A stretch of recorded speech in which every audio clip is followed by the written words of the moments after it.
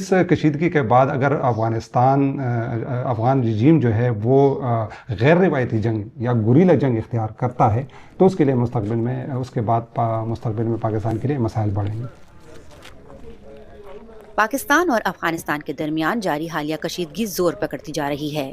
اطلاعات کے مطابق پاکستان نے افغانستان کے دارالحکومت کابل سمیت پکتیا اور قندھار میں پہلی بار وسیع تر فضائی کارروائیاں کی ہیں، جن میں افغان طالبان کی مبینہ فوجی تنصیبات کو نشانہ بنایا گیا۔ دونوں فریقین ایک دوسرے پر بھاری جانی و مالی نقصان کے دعوے کر رہے ہیں۔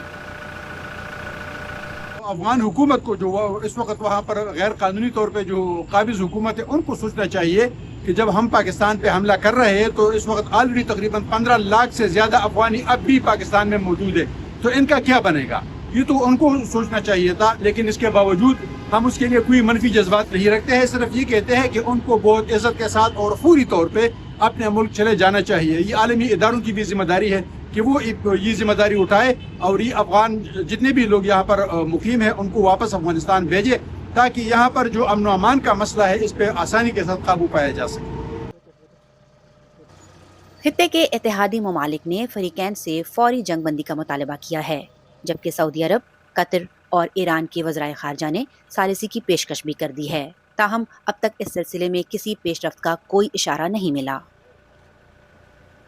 افغانستان کے ساتھ نہ ایئر ڈیفنس ہے، نہ آرٹلری ہے، نہ میزائل ٹیکنالوجی ہے، وہ جو کچھ کرتے ہیں وہ میرے خیال میں صحیح نہیں ہے۔ میں سمجھتا ہوں کہ دونوں جو ہے نا وہ فراکسیاں لڑ رہے ہیں۔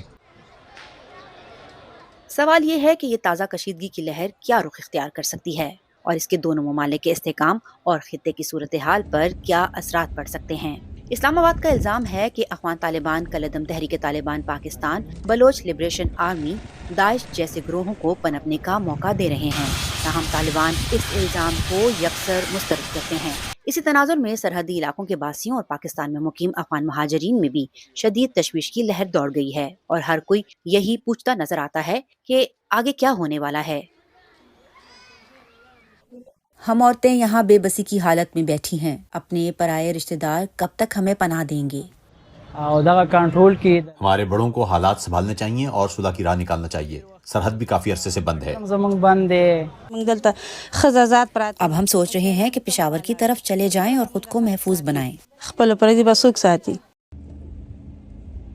دونوں ممالک کے درمیان کشیدگی کے بعد ترکی، سعودی عرب اور قطر سفارتی کوششوں میں مصروف ہیں تاکہ پاکستان اور افغانستان کسی اتفاق رائے تک پہنچ جائیں۔ تاہم ان سفارتی کوششوں میں کامیابی ہوگی یا نہیں، یہ آئندہ ہفتوں یا مہینوں ہی میں واضح ہوگا۔ فاطمہ نازش، DW اردو، خیبر پختونخوا، پاکستان۔